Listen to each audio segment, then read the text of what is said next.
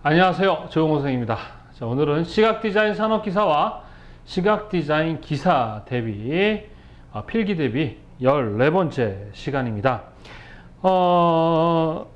전 시간에 우리가 근대 디자인사에서 배웠고요. 오늘은 우리 현대 디자인사에 대해서 알아보도록 하겠습니다. 근대 그러면 이제 산업혁명 이후를 이야기하고요. 현대라고 한다면 이제 우리 1차 2차 세계대전을 겪고 나서의 이유를 현대라고 얘기를 합니다. 역사는 이제 우리가 과거에 일이기 때문에 이제 그 해석에 따라서 엄청 많은 이론과 또 엄청 많은 의견들이 나올 수가 있어요. 근데 우리는 이제 이 역사를 통해서 그 역사 속에서 우리와 관련된 디자인을 뽑아내야 되는데 그것조차도 엄청 많은 비하인드 스토리들이 있습니다. 힘들면 이렇게 말 헛나와 이해해 주세요. 자, 그런데 예를 들어서 우리 하나의 뭐 다다이즘 하나만 가지고도 이야기를 한다면 엄청 많은 이야기들이 있어요. 근데 그걸 다 짚고 넘어가기는 좀 어렵고, 근대 디자인사에는 꼭 한 문제 정도만 출제가 되는데 이 현대 디자인사 쪽은 많이 나와야 한 문제, 안 나올 때도 있습니다. 그런 것에 비해서 우리가 또 마찬가지 배워야 할 양은 또 많아요. 그럼 이걸 다 투자를 해야 되느냐? 어제도 우리 유튜브에 우리 학생 하나가 선생님 강의가 너무 길어요. 뭐 좀 시험에 나오는 거 위주로만 얘기해 주세요. 이런 부탁이 있어요. 지금 제가 엄청 많이 줄인 거예요. 쓸데없는 시험 문제와 관련이 없는 이야기를 많이 줄인 건데도 요 정도인데, 사실 그렇게 시험만을 위한 강의는 제가 사실 못합니다. 이해를 해주세요. 좀 그걸 더 이해하기 쉽게, 그리고 나중에 실기를 준비하는데도 꼭 필요한 연관된 이야기들을 같이 하기 때문에 좀 그렇게 하긴 좀 어렵습니다. 완전히 그렇게 하긴 좀 어려워요. 자, 그러다 보니까 해야 할 게 되게 많은 것에도 불구하고 하여튼 우리가 필기 시험을 보는 거라서 좀 최대한 줄여보려고 합니다. 그래서 이 시간에도 하나하나 우리가 다 이렇게 미시적으로 공부하기보다는 좀 개괄적으로, 좀 개론적으로, 전체적으로 이해하면서 나가고요. 여러분들이 교재에 나와 있는 정도의 책의 내용만 이렇게 익혀주신다면 뭐 충분히 시험 보는 데 있어서 뭐 문제는 없을 거라고 생각을 합니다. 일단 현대는 1차와 2차 세계대전을 겪고 나서의 시대를 이야기하고요.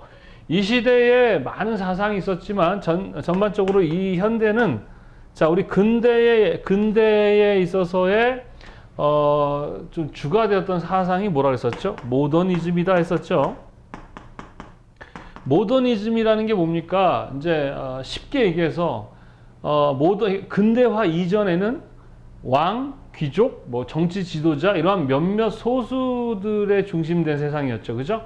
그리고 근대화 이후에는 시민 사회를 겪게 됩니다. 근데 그 시민들이 겪는 이제 그 몇 소수만의 세상에서 시민들 사회가 되다 보니까 시민들의 어떤 정신이나 이 시민들이 어떻게 살아야 될지 살아보지 않았잖아요. 그죠? 시민 중심의 사회를 살아보지 않았으니까, 그렇다면 시민 중심의 삶을 어떻게 살아야 되는가에 대해서 많은 사상가들이 이제 막 이론과 사상을 막 이야기하기 시작하죠. 그래서 거기서 나오는 것들이 뭐 공산주의 사상도 나오고 막 이러는 것들입니다. 근데 그 당시 디자인과 관련돼서는 모더니즘이었다. 자, 모더니즘이라는 사상이 그때 많은 예술, 문화, 사상, 종교 이런 데 영향을 미쳤겠죠. 디자인도 마찬가지다. 근데 이 모더니즘은 기본적으로 과거에, 그러니까 근대화 이전에 시민들이 당했던, 그러니까 억울했던 상황들이 되게 많았단 말이죠. 그죠? 그러니까 근대화 이후에는 그 이유, 그러니까 좀 더 과학적이고 이성적이고 객관적인 그러한 것들을 요구하는, 좀 차가운 거죠. 그러나 명확하고 검증된 것들을 요구하는 그런 사상이다, 이렇게 보시면 돼요. 근데 그게 정답이냐 이거죠. 그게 아니에요. 그러다 보니까 또 어떤 게 진리고 어떤 게 힘입니까?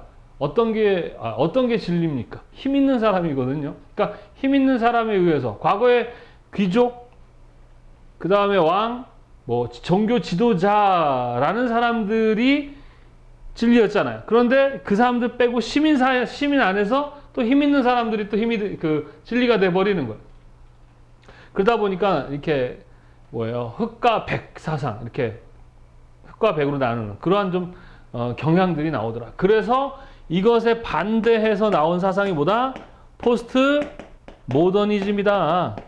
포스트라는 거는 반대한다라는 뜻입니다. 그래서 모더니즘의 어떤 그러한 객관적이고 이성적이고 합리적인 그러한 사상에 반대해서 포스트 모더니즘은 좀 뭐라고 생각하시면 되냐면요.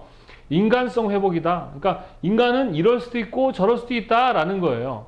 그러니까 어떤 상황을 그냥 규정 짓는 게 아니라 사람이 그럴 수도 있고 저럴 수도 있다라는 것이죠. 이해하셨습니까?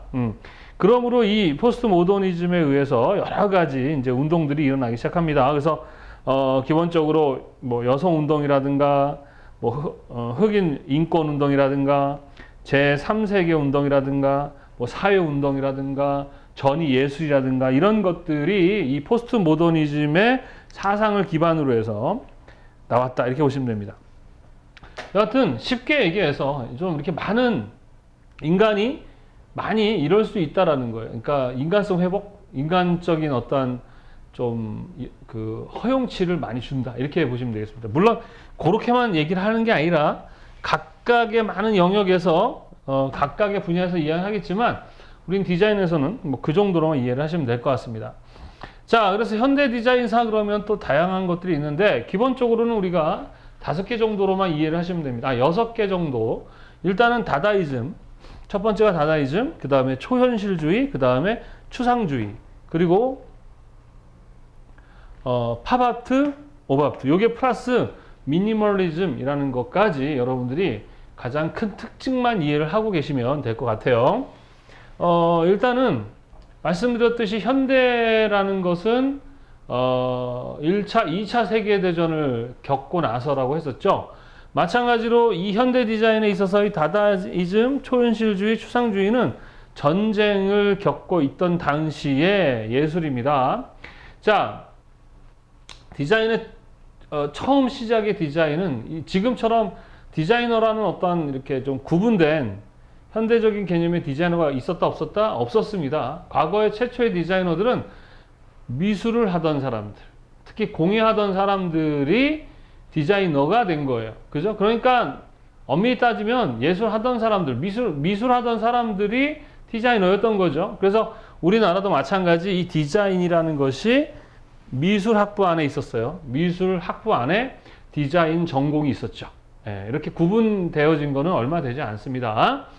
자, 여하튼 다다이즘, 초현실주의 이런 것들은 다 1차 세계대전 당시 그죠? 예, 전쟁을 겪고 2차 세계대전 이런 어떤 상황에 있었던 겁니다. 자, 그러한 어떤 전쟁이라는 분위기가 그 당시 사람들에게 영향을 줄까요? 안 줄까요? 줍니다. 그것도 세계대전이었잖아요. 그죠? 우리나라도 세계대전 당시 어떤 상황이었죠? 식민지를 겪고 있었죠. 뭐 하여튼 이모로 저모로 어떤 여러 가지 상황에 의해서 전 세계가 이 전쟁에 간접 직접 영향을 받고 있었던 그런 시대입니다. 그러니 어떻겠습니까? 사람들이 우울하겠죠, 그죠? 예, 그리고 너무 스트레스를 많이 받았을 거예요. 사람들이 우울하고 스트레스를 많이 받으면 정신을 놔버립니다. 그래 안 그래? 예, 너무 괴로우니까 정신을 놔버리게 되면 이제 이렇게 여자분들은 꽃 꽂고 이렇게 웃고 다니고. 근데 이게 남자나 여자나 이렇게 정신을 놨을 때 보면 그 본능에 충실하신 것 같아요. 예, 여성분들은 끝까지 이렇게 좀 아름다움을 추구하시고 남자들은 좀 아는 척을 해요. 저희 동네 옛날 어릴 때 좀 이렇게 조현병, 네, 이렇게 좀 병이 있으셨던 분이 있는데 공원에서 항상 수학 공식을 설명을 하시더라고요. 근데 그게 되게 어려운 공학적 수학이었거든요. 근데 막 풀어요. 근데 되게 틀리지 않아요. 다 맞는 거죠. 그래서 뭐 소문에 의하면 되게 공부도 많이 하고 천재였는데 뭐 어떤 사고를 해서 그렇게 뭐 정신이 좀 놓게 됐다. 이런 얘기가 나오더라고요. 이런 식으로 어떠한 생각, 나의 어떤 이성 이런 걸 놔버리는 거. 그 이성을 뭐 한다? 배제해버리는 거. 그래서 다다이즘과 초현실주의 이 두 가지는 가장 큰 특징이 뭐다? 이성적 사고, 이성적인 어떤 우리의 어떤 객관적 사고 이런 것들을 뭐 한 거예요? 무시해버리는 거죠. 이런 것들이 바로 포스트 모더니즘의 하나의 경향이다 이렇게 보시면 되겠습니다. 자, 그래서 이 다다이즘은 이제 기본적으로 1차 세계대전 당시에 유럽이나 미국을 중심으로 해서 유행했던 그런 디자인 경향인데, 다다라는 말은 뭐냐? 잡지사의 이름으로부터 시작됐습니다. 다다라는 잡지로부터 시작됐고요. 기본적인 것은 어떤 이성적 생각을 배제했다라는 것이에요. 그러다 보니까 대표적인 작가 마르셀 디상이라는 사람은 우리 남자들 소변기 있죠? 소변기를 벽에다 걸고 옹달샘이라는 제목으로 전시를 하죠. 그래요. 뭐 예술이라는 것은 이렇게 우리가 가장 좋은 직업 중에 하나가 뭐냐 그러면 저는 예술가라고 생각을 합니다. 작가, 예술가 이런 거죠. 왜냐하면 자기가 좋아하는 일을 하는 거예요. 그러니까 자기가 좋아하는 걸 하는 거기 때문에 뭘 해도 다 되는 거예요, 예술은. 예, 대신에 먹고 살아야 되는데 가난하죠. 왜? 내가 좋아하는 걸 남들이 좋아해 줘야 되는데 남들이 좋아해 주지 않으니까 나 혼자 즐거운 대신 돈이 없는 거야. 예, 근데 이제 그게 대중예술이 되면 내가 좋아하는 걸 하면서도 남이 좋아해 주고 그거에 대한 대가를 주니까 얼마나 행복하겠어요. 그죠? 예, 그래서 이 작가, 특히 이렇게 자기가 좋아하는 일을 하면서 먹고 살면서 이렇게 행복해 하기가 어렵다 싶다? 어렵다. 저도 그래서 나중에 작가가 되고 싶어요. 예. 내 하고 싶은 일 하면서 그 작가라는 건 여러 가지 있겠죠. 글로 쓰는 작가, 음악을 만드는 작가, 그림을 그리는 작가, 뭐 이렇게 되게 많습니다. 그래서 한마디로 작가들도 연예인이라고 보시면 돼요. 연예인. 예. 여하튼 그래서 무계획적인 예술 운동이다라고 했던 거. 그래서 다다이즘을 이제 우리 현대 디자인사에 처음으로 보시면 되겠고, 여기서는 기본적으로 이성을 배제했다라는 게 되게 중요하고, 대표적인 작가 마르셀 디상 정도 기억하시면 될 것 같습니다. 그 다음 초현실주의라는 것은 현실을 초월했다는 얘기겠죠. 그죠? 현실을 초월한 거예요. 현실을 초월한 거죠. 그러니까 뭔가 이렇게 우리 뭐 소위 뭐 어떤 뭐 환상의 세계죠. 환상의 세계, 예, 꿈의 세계, 공상의 세계, 이런 것들에 대한 그런 이미지들을 사용한 건데, 마찬가지로 이성의 지배를 배척했다는 것, 무의식 세계를 표현했다. 이런 것들이 바로 포스트 모더니즘의 경향이고, 이런 것들이 창의적인 창의성. 그러니까 사람은요 경험한 대로, 그러니까 어떤 정보를 받았으면 경험한 대로 사실은 생각할 수밖에 없어요. 사람이 겉사람이 있고 속사람이 있는데, 겉사람을 통해서 정보를 받아요. 세상의 정보를 받고, 어떠한 속사람이, 내 안에 있는 속사람이 감정을 느끼거든요. 그러니까 속사람은 이 세상을 인지하고 지각하는 것은 외부로부터 오는 정보에 의해서밖에 할 방법이 없습니다. 그래서 어떤 정보를, 어떠한 경험을 하느냐는 되게 중요한 거죠. 그죠? 그래서 배운 대로 하려고 합니다. 그리고 본 대로만 하죠. 그리고 내가 봐야 믿는, 그걸 상당히 어떻게 경직되어 있어요, 사람은요. 근데 그것을 벗어나기가 되게 어렵습니다. 예, 그런데 이러한 초현실주의, 이런 것들이 그런 사고를 깨버리는 거죠.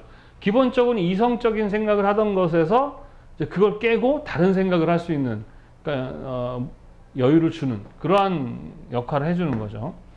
자, 그 다음에 추상주의. 자, 그 다음에 이성을 배제하지만 이제 현대로 넘어오면서 어떤 것들이 바뀌느냐 그러면, 사람들이 되게 스트레스를 많이 받습니다. 스트레스를, 자, 과거에 지금보다는 많이 못 살았을 거예요. 그죠? 과거 사람들이. 그런데 과거 사람들이 지금의 음식보다 옛날 음식이 더 맛있다 그래요. 정말 옛날 음식이 맛있었을까요?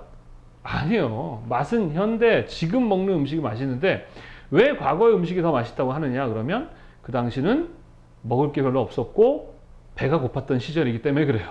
배가 고프니까 어때? 다 맛있어요. 선생님도 세상에서 제일 맛있게 먹었던 음식이 군대 30km 행군하고 물 한 방울 못 마신 상태에서 그 쌍화차 하나랑 알사탕 하나 줬었을 때 진짜 완전 미치는 줄 알았습니다. 정말 너무 맛있었어요. 막 먹자마자 머릿속에서 샤라랄랄랄라 이러더라고.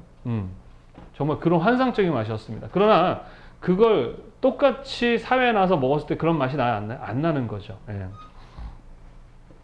그래서 사람들은 뭐냐 그러면, 행복이라는 것이 어떤 무언가를 채워서, 그러니까 부족한 걸 채워서 느끼는 것이 아니라 버리어야만 행복한 거예요. 그러니까 어떤 음식을 맛있게 먹느냐가 중요한 게 아니라 내가 배가 고파야 맛있게 느껴지더라 이거죠.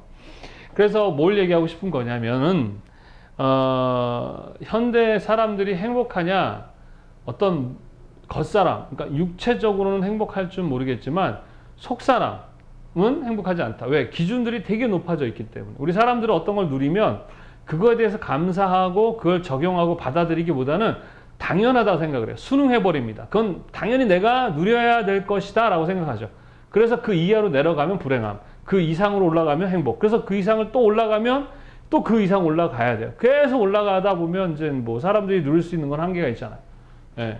그러니까 어떻게 해야 돼요? 올라가려 하지 마시고 내려가야 행복함을 느끼는 건데. 예. 그래서 현대 사람들이 더 스트레스 받고 또 어때요? 더 불행함을 느끼는 이유 중에 하나죠. 그래서 현대 사람들이 왜 그러냐? 너무 많은 정보에 노출되어 있기 때문에 그렇습니다. 그래서 요즘 사람들은 어때요? 복잡한 거 되게 싫어합니다. 피곤해하고 스트레스 받아요. 그래서 짧고 간결하고 편하게 하려고 하는 것이죠. 그렇게 경향으로 바꿔가는데 그 중에 하나가 바로 추상주의입니다. 추상주의 우리 데스틸에서 배웠었죠. 데스틸부터 다 추상주의 운동이었잖아요. 그게 현대에서의 추상주의 운동이라고 보시면 됩니다. 몬드리안과 그 다음에 칸드스킨 두 사람, 몬드리안과 칸드스킨 두 사람을 좀 기억하세요. 자, 두 사람 모두 이 추상주의 작가들인데 이 추상주의 대표적인 작가들이에요. 몬드리안은 차가운 추상, 칸드스키는 뜨거운 추상. 이게 뭐냐? 몬드리안은 좀 즉각적으로 표현을 합니다. 우리 몬드리안 작품 잘 아시죠? 기본적인 선과 면과 일반적인 그 컬러, 그것도 비비드한 원색, RGB 같은 원색 컬러를 이용해서 디자인하는 그러한, 지금 현대도 많이 사용하고 있죠. 칸드스키는 마찬가지 그러한 단순한 점선면 입체로 표현을 하되 상당히 곡선적인 느낌, 이런 것들이 많아요. 그러다 보니까 뜨거운 추상이라 하고요. 몬드리안은 뭐라고 합니까? 차가운 추상이라고 얘기를 합니다. 이렇게 이제 전쟁을 겪고 나서 우리가 이제 뭐 계속 전쟁이 있는 건 아니죠. 그죠? 전쟁이 끝납니다. 자, 전쟁이 끝나고 나서는 어떨까요? 사람들이 이제 그동안 못 누렸던 그런 어떤 즐거움, 이런 것들을 이제 전쟁 다음 세대들은 이제 누리려고 하겠죠. 그죠? 예, 그게 바로 이제 팝아트와 오바트인데, 자, 전쟁 끝나고 나서예요. 팝아트. 팝아트는 여러분 많이 아시죠? 가장 대표적인 인물 이 앤디 워홀 기억하셔야 됩니다. 그 사람의 작품인 뭐 코카콜라 마크, 마릴린 먼로의 사진 등 이런 것들이죠. 이 사람은 예술가인데 그 예술적인 것을 상업적으로 사용을 한 거예요. 무슨 말인지 아시겠죠? 그래서 상당히 상업적이고 대중적입니다. 자, 우리가 독일공장연맹에서도 그랬잖아요. 그죠? 그 제품을 디자이너, 특히 어떤 사람들, 추상주의 작가들이 만든 작품을 기계로 만들 수 있는, 그러니까 가장 간단하고 심플한 디자인을 기계로 만들 수 있는 작품을 찾아서 그걸 가지고 만들면 똑같은 사람이, 똑같은 기계로 만들었지만 디자인을 누가 했냐에 따라서 사장이 했느냐, 추상주의 작가가 했냐에 따라서 가치가 달라지는 것처럼 이때도 마찬가지 이러한 유명한 예술가들이 대중적인 상업적인 목적으로 사용을 했습니다. 그게 바로 팝아트입니다. 팝아트. 그래서 중요한 인물인 앤디 워홀과 그 다음에 상업적이고 대중적인 디자인이었다라는, 미술이었어야 해도 마찬가지. 그런데 그걸 상업적이고 대중적인 것으로 사용했다는 것이죠. 그래서 어떤 예술이라는 것은 사실 돈 벌기 위한 게 아니라 자기 만족이거든요. 작가의 어떤 자기 세계를 자기가 좋아서 하는 좀 순수 예술이죠. 예, 근데 이제 항상 이러한 게 있으면 이걸 반대하는 게 나옵니다. 그게 바로 오바트입니다. 오바트. 오바트는 이 팝아트에 대해서 반대해서 나온 거고요. 이거의 가장 중요한 것은 시각적 착시입니다. 어떤 순수한 시각적 작품을 만들었다는 것이죠. 그래서 팝아트의 상업주의나 이런 상징성을 반대해서 나왔던 그러한 작품이 바로, 그런 디자인 경향이 바로 보다 오바트다, 이렇게 보시면 되겠습니다. 자, 그 다음에 하나 더 이제 우리 미니멀 아트라는 게 있습니다. 또는 미니멀리즘이라고 합니다. 자, 미니멀 아트라는 것은 뭐냐면요, 심플입니다. 심플. 뭐라고요? 심플. 최소한의 예술이란 뜻이죠. 제가 말씀드렸잖아요. 현대로 넘어가면서 사람들은 많은 정보를 접하게 되죠. 아는 게 많아지는 거야. 근데 아는 걸 또 얘기해봤자 짜증나잖아요. 그러니까 알아. 그러니까 뭔데? 맥락이 뭔데? 이런 식으로 아주 심플해지는 거죠. 저도 미니멀리즘을 되게 좋아합니다. 아주 심플한 걸 좋아해요. 미니멀 아트. 자, 그래서 최소한의 예술, 심플. 뭐 이 정도로만 이해를 하시면 되겠습니다. 자, 또 하나는 이제 우리 기능주의라는 게 있습니다. 기능주의. 자, 이 기능주의는 대표적으로 이제 미국의 디자인 경향인데, 이제 과거에는 뭔가 예술적인 작품은 미죠, 미. 보기 좋고 아름다움을 추구했다면, 그리고 현대적으로 넘어오고 전쟁을 치르고 나서부터는 뭔가 실제적인 기능적인 부분에 있어서의 그러한 실제 사용에 필요한 기능성을 강조하기 시작했는데, 그거예요. 그냥 그게 기능주의입니다. 요거서는 시험에서는 대표적으로 미국 건축가인 루이스 설리반이라는 사람에 대한 시험 문제가 거의 그 사람만 나오더라고요. 뭐 얼마나 중요한 사람인지 모르겠지만, 형태는 기능을 따른다. 어떤 형태는 뭘 따라야 된다고요? 기능을 따른다. 누가? 루이스 설리반이 주장을 했습니다. 그리고 이제 그러한 기능주의의 대표적인 그러한 디자이너, 작가는 누구다? 루이스 설리반. 뭐 요 정도까지만 이해를 하고 넘어가시면 될 것 같습니다. 시험 문제에서는 여기서도 많이 출제는 안 되지만 가끔 한 문제가 나오는 것은 제가 설명한 거 안에서, 그리고 교재에 선생님이 정리한 부분 정도만 출제가 될 거다. 이렇게 알고 넘어가시면 되겠습니다. 자, 그 다음에 이제 시험 문제 많이는 안 출제되지만 그냥 한번 짚고 넘어갈 부분, 이제 유럽의 현대 디자인사. 자, 디자인의 시장이 유럽이죠. 유럽에서 시작됐습니다. 그래서 스위스, 이탈리아, 스칸디나비아, 영국, 프랑스, 독일, 미국, 그 다음에 이제 아시아에서는 디자인 선진국이라 할 수 있는 뭐 일본, 이런 나라들이 이제 기본적으로 현대 디자인사의 주류다, 이렇게 보시면 됩니다. 근데 참 재미난 것은 이런 디자인 개념을 되게 중요시 여겼던 나라들입니다. 자, 디자인은 어떤 그림을 그리거나 스타일을 이쁘게 만들거나 보기 좋게 만드는 게 아니고요. 기능, 그러니까 실제적인 다양한 미와 아름다움만 추구했다면, 아름다움뿐만 아니라 기능적인 부분, 그리고 다양한 요소, 환경, 이런 것들을 고려한 디자인을 했던 나라들, 다 잘 먹고 잘 사는 선진국이 됐다는 것이죠. 우리나라도 이 디자인이 도입되고, 이제 좀 이따 배우겠지만 2005년 이제 삼성에서 이건희 회장님이 디자인 경영을 하겠다라고 선포를 했었거든요. 그 이후에 삼성이 엄청나게 세계적인 기업이 됐잖아요. 그러면 이제 디자인 경영에 대한 것을 이렇게 외부에 강의를 하고 다니시는 그 디자인 팀의 전무님이 계십니다. 상무인가 전무님인데, 처음 그분이 강의할 때, 시작할 때 하는 말이, 삼성이 이렇게 세계적인 기업이 되는데 기여하는 데 있어서의 디자인이 많은 역할을 했다고 할 수 있다, 이렇게 말씀을 합니다. 이 디자인이라는 것 자체가 단순히 어떤 상품을 보기 좋게 만드는 그런 개념이 아니라는 거 우리가 잘 이해해야 합니다. 그래서 여기서는 기본적으로 뭐 스위스 디자인이니 이런 여러분이 교재를 한번 읽어보시고요. 뭐 영국이니 프랑스니 독일이니 이런 건 한 번씩 읽어보시면 되겠고, 이탈리아 디자인 그러면 멤피스 디자인 그룹이라는 요 그룹에 대한 시험 문제가 좀 많이 나옵니다. 이 이탈리아 같은 경우는요, 이제 많은 그 유적들도 많죠, 그죠? 그리고 이 디자인 이 이탈리아는 이 미학이라는 이 이론과 그다음 미래주의라는 이 사상, 이런 것들의 영향을 받아가지고 이 멤피스 디자인 그룹이라는 아주 혁신적인 디자인 그룹이 있었어요. 에토레 소스사스라는 사람을 중심으로 해서 했던 그 이탈리아의 아주 혁신적인 디자인 그룹이 뭐다? 멤피스 디자인 그룹이다. 요거 기억해 두십시오. 시험에 가끔 나옵니다. 자, 그 다음 미래주의, 요것도 마찬가지. 그 참 아쉬운 디자인 경향 중에 하나인데, 이탈리아가 아주 이렇게 이 미래주의 때문에 상당히 그 당시 이 미래주의 디자이너들이 했던 그 디자인들이 현대에서 봐도 이게 현대적인 건지 예전에 뭐 근대 뭐 옛날 건지 이런 차이가 안 날 정도로 상당히 미래지향적인 작품들이 많았습니다. 만약에 그때 디자이너들이 이렇게 계속해서 잘 역할만 했다면 이탈리아가 아마 엄청난 디자인 강국이 됐었을 것인데, 전쟁을 겪으면서 이 디자이너들이 전쟁에 많이 참여하고 죽게 됩니다. 그리고 죽고 살아남은 사람들은 이 그 정권 예전에 누굽니까? 무솔로니 뭐 이런 사람들의 정권 수하에서 이렇게 하다가 이 미래주의적인 어떤 이런 사상은 좀 남았지만 그 자체의 디자인 경향은 성공하지 못하게 됩니다. 그래서 이탈리아 디자인에서는 이 멤피스 디자인 그룹과 에토르 소스사스라는 사람과 그 다음에 혁신적인 디자인 그룹은 이 미학과 이 미래주의를 영향을 받았다. 이런 것들만 이해하시면 됩니다. 자, 그 다음 스칸다네비아 제국이라는 건 유럽의 저쪽 북쪽에 있죠.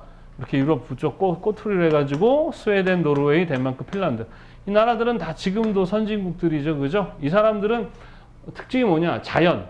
그러니까 친환경적이에요. 자연, 되게 자연이 아름다운 곳이고 깨끗한 곳이죠. 친자연적이고 그 다음에 전통. 자기들의 과거 전통, 친환경적인 요소들을 잘 현대적인 느낌으로 이렇게 재해석한 그런 특징들을 갖는다. 뭐 요 정도만 이해를 하시면 되겠습니다. 시험 문제에서는 바로 이탈리아의 디자인과 그 다음에 미국의 디자인, 가끔 일본의 디자인 이렇게 이제 출제가 되는데 많이 출제도 안 돼요. 예, 근데 일단 있으니까 알고 넘어가야 되겠죠. 자, 미국의 디자인의 가장 큰 특징은 실용주의와 기능주의였다. 바로 이게 현대 디자인의 어떤 목적이다. 미와 기능을 어떻게 하는 거, 잘 융합하는 것이죠. 네, 그래서 사실은 이 2차 세계대전 이후에 가장 강대국이었던 미국을 중심으로 해서 이 디자인뿐만 아니라 모든 분야의 것들이 다 그 미국으로부터 시작됐다 이렇게 보시면 됩니다. 게다가 미국의 바우하우스, 우리 독일의 바우하우스 교수들이 전쟁을 피해 다 나치를 피해서 어디로 와요? 미국에 와서 그때 이 바우하우스의 어떤 디자인 경향을 학생들에게 가르치면서 그 디자인 경향이 그대로 미국에 다 흡수가 됩니다. 자, 그리고 1920년대 또 하나는 경제대공황. 자, 대공황이 뭐예요? 참 먹고 살기 너무 좋은 거예요. 예. 시장이 초창기 때는 아주 어떻습니까? 만들기만 하면 다 팔리는 거야.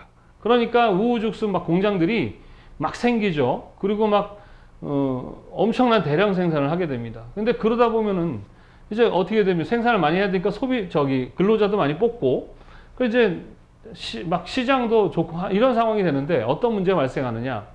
경쟁업체가 많아지고 그리고 같은 제품의 양이 많아지면서 잉여 생산물이 많이 남는 거예요. 시장은 한계가 있는데 그러면 어떻게 됩니까? 재고가 남겠죠. 자, 어떤 회사든 간에 남는 상품이 많아지면 재고가 많아지면 손해고 피해죠. 그러니까 재고가 많아지게 됩니다. 경쟁업체가 많으니까. 그럼 재고를 많으니까 손해를 보니까 이제 어떻게 해야 돼요? 우리나라의 지금의 우리 가장 회사가 어려우면 제일 먼저 하는 거 근로자를 자르잖아요. 그죠? 근로자를 자릅니다. 마찬가지. 근데 근로자를 자르니까 어떤 문제가 생깁니까? 근로자가 잠재적 소비자들이잖아요. 그러니까 소비도 돈이 있어야 하는 건데. 그러니까 근로자들이 돈이 없게 되고 그러면 이제 소비를 못 하게 되는. 또 그러면 뭐가 생겨? 또 제품이 남아 도는 거예요. 물론 이 문제뿐만 아니라 여러 가지 문제가 있었지만 크게 얘기를 한다면 그렇게 되다 보니까 분명히 상품도 많고 시장도 크고 돈도 있는데 계속 다 죽겠다는 거죠. 예, 그러니까 다들 뭐가 오는 거예요? 멘붕이 오는 거죠. 왜 그랬던 것이냐? 합리적인 계획을 하지 않아서 그런 거예요. 그냥 막 해버린 거죠. 막 어떤 계획이 없이 한 거예요. 우리 디자인이 무슨 뜻입니까? 계획하다 그런 뜻이었잖아요. 그죠? 그래서 그때 시점에서 이제 이 경영을 연구하는 이제 대학에서 경영을 연구하는 이제 경영학과라든가 이런 것들이 생기면서 디자인도 마찬가지예요. 그래서 이 대공황을 이기는 데에 많은 역할을 했던 것 중에 하나가 바로 이 디자인이라는 것이죠. 그리고 하여튼 이 바우하우스와 이 대공황, 이 두 가지가 이 미국 그 디자인에 상당한 영향을 주었다. 이렇게 보시면 되겠습니다. 그리고 또 하나 알아둘 게 우리 그 자동차, 헨리 포드 기억나십니까? 아십니까? 네, 헨리 포드가 이 자동차를 대량 생산하는 데 성공을 하죠. 그래서 한 대의 자동차를 보통 40명이 함께 붙어서 하게 되면 뭐 며칠에 한 대 요 정도밖에 만들 수 없었대요. 그러니까 상당히 고가가 되겠죠, 자동차가. 자, 그래서 그리고 또 어떤 작업을 하고 있을 때 나머지 사람은 뭐 하고 있어요? 쉬고 있어야 되잖아요. 그래서 만든 게 컨베이어 시스템. 지금의 우리 분업화된 거 이렇게 컨베이어가 이렇게 돌아가면 거기 자동차를 쑥 하고 지나가면 각각 자기 영역에서 자기 할 일만 짝짝짝 하는 그런 분업화된 시스템을 개발을 했습니다. 그렇게 하니까 어떻게 돼요? 자동차가. 뭐 예를 들어서 막 며칠 만에 한 대 나오던 게 하루에 수십 대가 생산되는 그러한 시대가 된 것이죠. 그러니까 대량 생산이 되면서 자동차 값도 많이 떨어지게 되고 박리담회가 가능한 거죠. 그러면서 도시에 모여 살던 사람들이 점점 외곽으로, 그러니까 왜? 자동차가 있으니까 그러한 데 역할을 한 그런 것이 바로 미국의 그 할리포드의 자동차 컨베이어 시스템이었다는 거 기억하시고, 그 다음에 또 많이 나오는 게 뭐냐? 유선형 디자인이 나오기 시작했다. 과거에는 많이 직각적이었겠죠. 그런데 이제 유선형의 디자인이 유행하기 시작했는데, 가장 대표적인 작가가 노만 벨 게데스라는 사람입니다. 게데스예요, 게데스. 그래서 유선형 디자인 그러면 게데스 이렇게 이해를 하고 계시면 되겠습니다. 그 다음에 또 하나 인물이 레이먼드 로이인데요. 이 레이먼드 로이 하면은 일본의 그 피스 담배값이라는 걸 디자인했던 사람입니다. 그 사람도 미국의 유명한 작가였다는 거. 자, 그 다음 일본의 디자인은 기본적으로 일본은 이 유럽, 서양을 배우자라는 게 기본 모토였습니다. 탈아시아, 이게 왕따였거든요, 일본은. 우리나라나 이 중국으로부터 왕따였어요. 그래서 왜구였단 말입니다. 그러니까 그거에 대해 항상 불만이 있었던 것 같아요. 짜증나니까, 그래, 아시아 필요 없어. 그래서 유럽을 배우자. 그래가지고 유럽의 독일 공장 연맹을 따라서 자기들의 뭐 일본 공장 연맹도 만들고, 또 외국의 어떤 작품들을 가지다가 자기들만의 방식으로 만드는데, 기본적으로 이제 어떻게 했느냐, 몸이 작잖아 일본 애들이요. 그리고 자원이 많지 않았어요. 그죠? 그러다 보니까 상당히 조밀하고 간결하고 그리고 뭔가 완벽주의와 극소주의. 미국 그러면 실용주의와 기능주의인데, 일본은 완벽주의와 극소주의. 작게 만들고 아주 튼튼하게. 왜? 기본적으로 자원도 많지 않았고 일본 사람들이 뭐 그렇게 크진 않으니까 뭐 그런 경향들이 있었다라는 거. 그러면서 일본이 이제 2차 세계대전까지 일으키게 되는데, 여하튼 이런 특징들이 있죠. 자, 그래서 여기서는 이제 기본적으로 제일 중요한 건 이탈리아의 디자인의 멤피스 디자인 그룹을 기억하시고요. 미국의 디자인, 실용주의와 기능주의 특징을 갖고 있고, 바우하우스와 경제 대공황의 영향으로 많이 발전했고, 그리고 유선형 디자인, 할리포드의 자동차 컨베이어 시스템, 이 정도까지만 이해를 하시면 되겠습니다. 알겠죠? 자, 그 다음에 또 가끔 시험에 나오는 게 이제 어떤 거예요? 우리나라의 디자인이 시험 문제에 나옵니다. 지금 이게 각각 한 문제씩 나오는 게 아니고요. 오늘 파트 배운 거에서 한 문제가 나오는 겁니다. 그러니까 배우는 양에 비해서 나오는 양이 너무 적은 거죠. 그죠? 예. 그러니까 키워드, 가장 큰 키워드만 이해하시면 되겠어요. 자, 한국의 현대 디자인사. 사실 이제 우리나라의 디자인은 지금에서는 상당히 어때요? 많이 발전되어 있습니다. 그리고 이 디자인이 다른 선진국에 비해서 우리나라 디자인도 아주 강국이죠. 그런데 우리나라의 디자인은 좀 엘리트 위주. 그러니까 좀 뭔가 좀 이렇게 많은 사람들이 함께 다 잘하는 게 아니라 특별한 사람들이 좀 유독 더 잘하는 그러한 좀 상비군이 별로 없는 그런 느낌이죠. 좀 많은 그런 부분이 있습니다. 자, 그래서 어떻게 역사를 보시게 되면, 자, 1800년대 우리 1894년 이제 우리나라에 갑오경장이라는 게 있죠. 갑오경장 근대화의 시작인데, 좀 우리가 주도적으로 한 건 아니죠, 그죠? 외부의 어떤 외세의 영향으로 하다 보니까 조금 좀 자주적 근대화 운동은 아니었지만, 여하튼 1894년에 우리나라도 근대화 갑오경장이라는 그러한 개혁을 추진하게 되죠, 그죠? 그런데 이제 이때는 많은 부분 일본의 영향을 받아서 일본의 어떤 그런 경향들을, 교육이나 이런 것들을 어떻게 해요? 도입을 합니다. 그래서 일단 현대 개념, 그러니까 현대의 개념이에요. 그러니까 과거에는 우리나라의 전통적인 그런 좀 수공예적이고 이런 디자인이었다면, 현대 개념에서의 디자인화된 게 뭐냐? 그럼 바로 1800년대부터 디자인 도입 및 미술 교육이 시작되었다.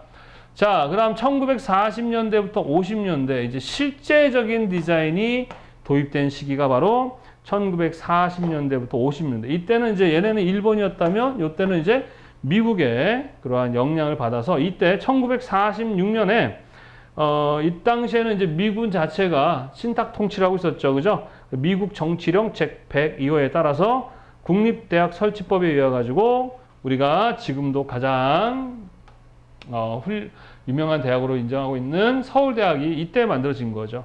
그러니까 서울대학이 가장 오래된 대학이다 보니까 그 출신들이 많을 것이고 또 과거에 대학도 없던 당시에 대학을 나왔다 뭐 거의 기득권자가 되는 거죠. 역할을 많이 할 수밖에 없는 겁니다. 그러니까 많은 사람들이 이제 훌륭한 일들을 국가를 위해서 하다 보니까 지금도 선배들이 그렇게 했으니까 서울대를 나오면 모두가 그럴 수 있는 줄 알고 지금도 서울대가 이렇게 가장 우리나라에서 최고의 대학으로 쳐주고 있는 거죠. 자, 그 다음에 1952년에 홍익대학교에 제1도안과가 설치가 됩니다. 그래서 우리나라의 그 디자인이나 이 미술 쪽 그러면 알아주는 대학 중에 하나가 이제 홍익대학교죠. 네, 이 홍대가 과거의 어떤 그런 거만큼 지금에서는 그죠? 다른 또 훌륭한 대학들이 많이 치고 올라오고 있습니다.